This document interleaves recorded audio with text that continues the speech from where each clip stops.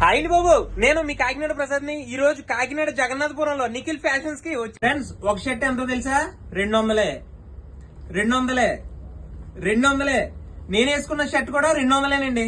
Normal pant అండి 3000 రూపాయలు. 3000. Pushpa 2 shirt అండి 150 రూపాయలు మాత్రమే. 150 రూపాయలు మాత్రమే. చాలా వేరియేషన్స్ అయితే ఉన్నాయి. ఇది ఉలియన్ టీ షర్ట్ అండి, 700 రూపాయలు విలువ చేసే ఈ ఉలియన్ టీ షర్ట్ 3000 రూపాయలు మాత్రమే.